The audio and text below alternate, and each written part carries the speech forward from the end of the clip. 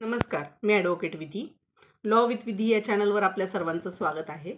आपण इथून मागे या चॅनलवर बरेचसे व्हिडिओज अपलोड केलेले आहे कायद्याच्या रिलेटेड, अगदी सोप्या भाषेत.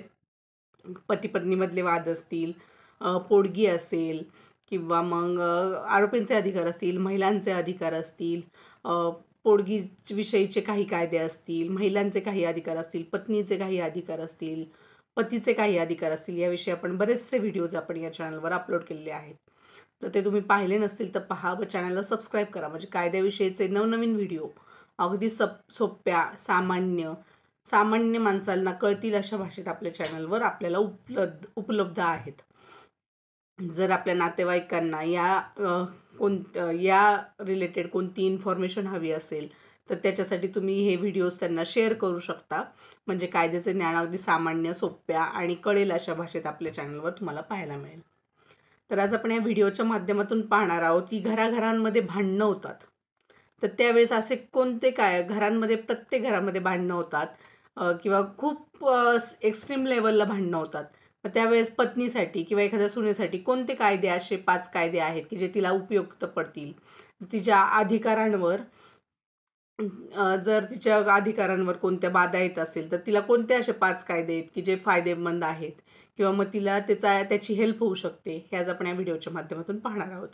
आपल्या देशांमध्ये खूप लढाई, म्हणजे भांडणं हे एक कॉमन गोष्ट आहे. कधी कधी मुलांच्यात आणि आईच्यात भांडणं होतात, भावा बहिणीच्यात भांडणं होतात, भावाभावांच्यात भांडणं होतात, शेजारच्यांबरोबर भांडणं होतात. पण याच्या सगळ्यांमध्ये सगळ्यात कॉमन जी गोष्ट आहे ती म्हणजे नवरा बायकोंची भांडणं. पण नवरा बायकोंची जरी भांडणं असतील तरी ते घरातली भांडणं किंवा घरातले भांडणं असं मानलं जातं. बऱ्याचशा गोष्टींमध्ये अशी गोष्ट होती की, म्हणजे बऱ्याचशा भांडणांमध्ये अशी गोष्ट असते की पत्नीचे अधिकारांवर काही गोष्टी येतात, त्याच्यामुळे भांडणं होतात किंवा अधिकारांवर तिच्या दगा आणली जाते. यावेळेस त्या पत्नीला कोणते अधिकार आहेत किंवा कुठले असे 5 कायदे आहेत की जे तिला या अशा वेळेस, म्हणजे ज्यावेळेस तिचे अधिकार नाकारले जातात त्यावेळेस तिचे असे कोणते कायदे आहेत की तिला त्याचा फायदा होऊ शकतो, की तिच्या अधिकारांवर ज्यावेळेस बाधा येते त्यावेळेस तिला त्या 5 कायद्यांचा फायदा होऊ शकतो. किंवा जास्तच जर एक्स्ट्रीम लेवलला भांडणं वाढली किंवा तिचं जर अधिकारांचं हनन होत असेल तर त्यावेळेस असे 5 कायदे आहेत की जे तिला फायदेमंद ठरू शकतात.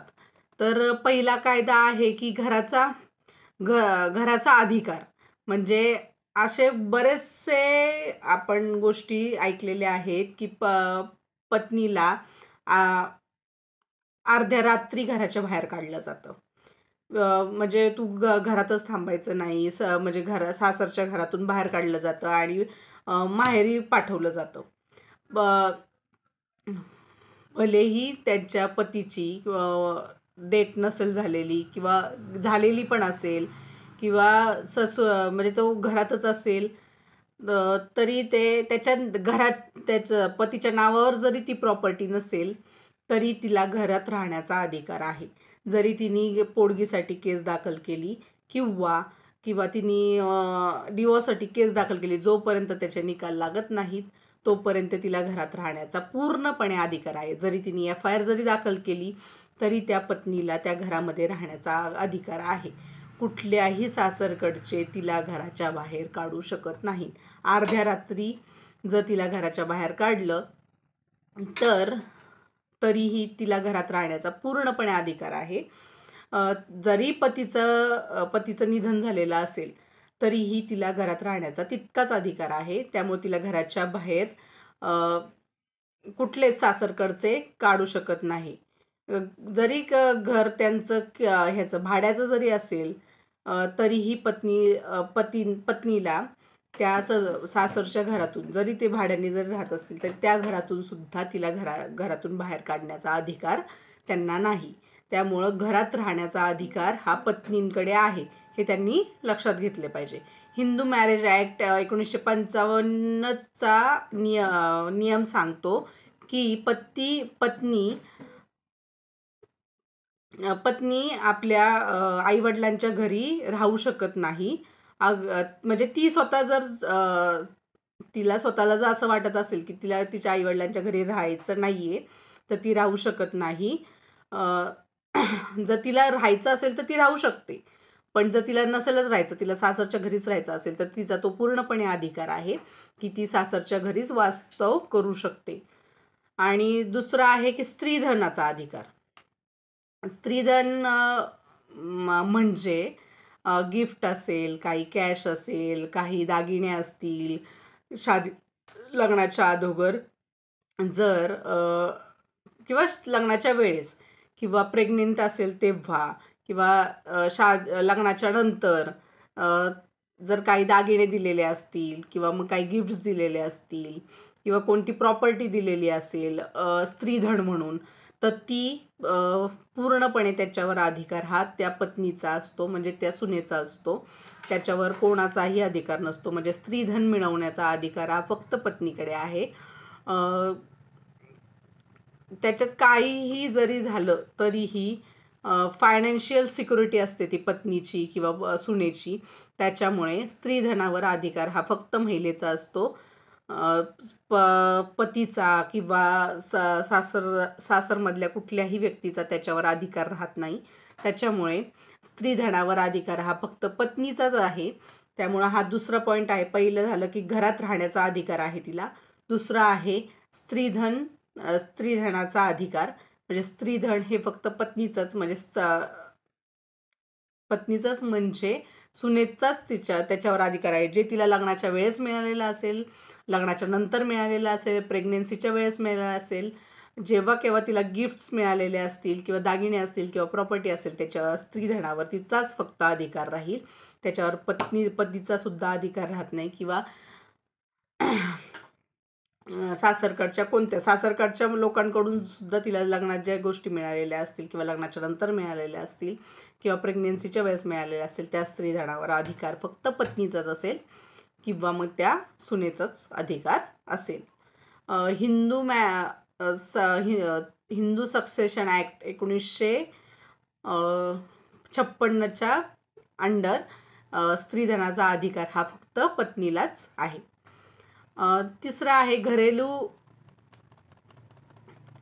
म्हणजे घरातल्या हिंसेच्या विरुद्ध काही कायदे आहेत, त्याचाही ती वापर करू शकते.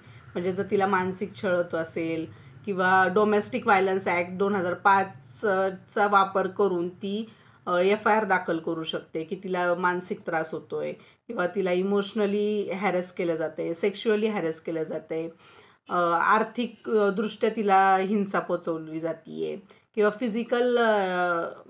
फिजिकल किंवा मेंटली तिला हॅरेस केलं जातं आहे. ह्या सगळ्या गोष्टी डोमेस्टिक व्हायलन्स ॲक्ट 2005मध्ये येतात. याच्या अंतर्गत ती एखादा गुन्हा पतीविरुद्ध असेल किंवा सासरच्यांच्या विरुद्ध असेल, ती दाखल करू शकते. जर तिला घरामध्ये फारच मानसिक छळ होत असेल तरीही तिला जर सासरच्या घरी राहायचं असेल तर तिला तो पूर्णपणे अधिकार आहे की ती सासरच्या घरामध्ये राहू शकते.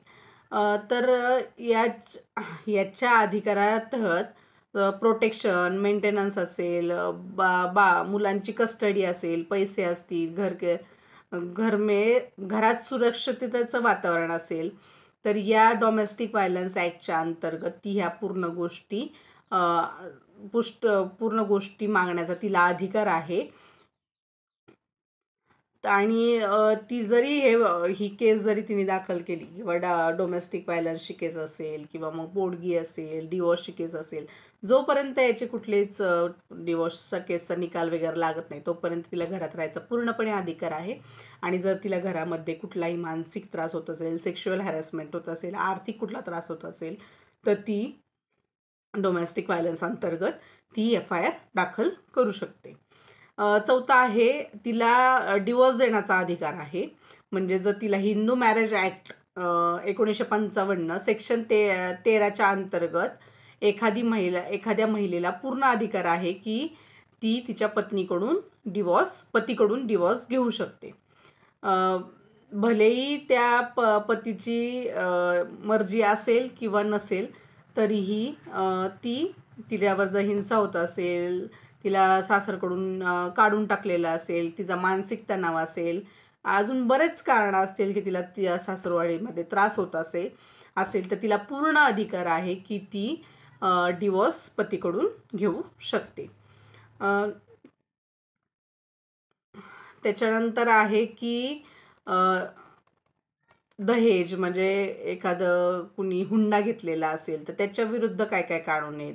तर डावरी प्रोहिबिशन ॲक्ट 1961 याच्या अंतर्गत ती गुन्हा दाखल करू शकते. जर तिला डावरीसाठी म्हणजे तिला हुंड्यासाठी जर तिला छळ केलं जात असेल, वारंवार तिला माहेरून पैसे आणायला लावले जात असतील किंवा मग कुठलेही हुंडा मागितला जात असेल, हीच गोष्ट पाहिजे किंवा तीच गोष्ट पाहिजे, याच्यासाठी वारंवार तिला जर त्रास दिला जात असेल तर ती डावरी प्रोहिबिशन ॲक्ट 1961 अंतर्गत ती गुन्हा दाखल करू पतीविरुद्ध की असेल किंवा सासू सासऱ्यांविरुद्ध असेल, नणंदविरुद्ध असेल किंवा जावेविरुद्ध असेल किंवा दिराविरुद्ध असेल, प्रत्येकाविरुद्ध ती डावरी प्रोहिबिशन ॲक्ट 1961 अंतर्गत गुन्हा दाखल करू शकते.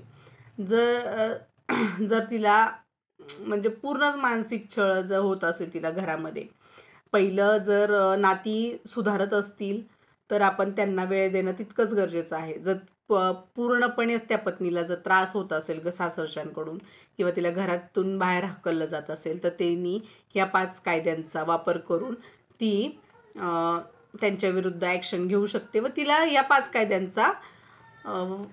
कायद्यांचा उपयोग होऊ शकतो. तर ते कोणकोणते आत्ता 5 कायदे आहेत ते आपण पाहिले आहेत. शॉर्टमध्ये आपण आता ते पाहूयात की पहिला आहे की घरात राहण्याचा अधिकार तिला पूर्णपणे आहे. म्हणजे जरी सासरच्यांकडून तिला घराच्या बाहेर काढलं गेलं असेल किंवा माहेरी ती नाही राहायला जाऊ शकत असेल किंवा मग तिला माहेरी नसेलच जायचं तर तिला घरात राहण्याचा हा पूर्णपणे ते अधिकार तिला आहे. दुसरा आहे स्त्रीधनाचा अधिकार, म्हणजे तिला लग्नाच्या वेळेस मिळालेला असेल, प्रेग्नेन्सीच्या वेळेस मिळालेला असेल किंवा प्रेग्नेन्सीच्या नंतर मिळालेला असेल किंवा लग्नाच्या नंतर मिळालेला असेल, त्या स्त्रीधनावर पूर्णपणे अधिकार तिचा आहे. नंतर डोमेस्टिक व्हायलन्स असेल, म्हणजे घरात जे तिच्यावर हिंसा केली जात असेल ते डोमेस्टिक व्हायलन्स ॲक्टच्या अंतर्गत 2005च्या अंतर्गत ती गुन्हा दाखल करू शकते. चौथा आहे की तिला डिवोर्स देण्याचा पूर्णपणे अधिकार आहे, म्हणजे जरी त्या पतीची इच्छा नसेल तरीही तिला डिवोर्स देण्याचा पूर्णपणे अधिकार आहे. जर तिचा मानसिक छळ होत असेल किंवा तिला त्रास दिला जात असेल तर तिला पूर्णपणे अधिकार आहे की ती डिवोर्स घेऊ शकते. पाचवा आहे की जर हुंड्यासाठी तिला जर त्रास देत असेल तर ती डावरी प्रोहिबिशन ॲक्ट 1961 अंतर्गत त्या पतीवर किंवा सासूने असतील, नणंद असेल, देवर असेल, याच्यावर ती पूर्ण या ॲक्ट अंतर्गत ती गुन्हा दाखल करू शकते. तर आज आपण या व्हिडिओच्या माध्यमातून पाहिलं की घरात जर एखाद्या पत्नीवर किंवा एखाद्या सुनेवर जर हिंसा होत असेल तर ती कोणकोणत्या ह्या 5 कायद्यांचा वापर करून त्यांना वापर करू शकते व तिला कोणत्या 5 कायद्यांचा फायदा होऊ शकतो हे आज आपण या व्हिडिओच्या माध्यमातून पाहिलं. जर आपल्याला व्हिडिओ आवडला असेल तर लाईक करा, शेअर करा आणि सबस्क्राईब करा. धन्यवाद.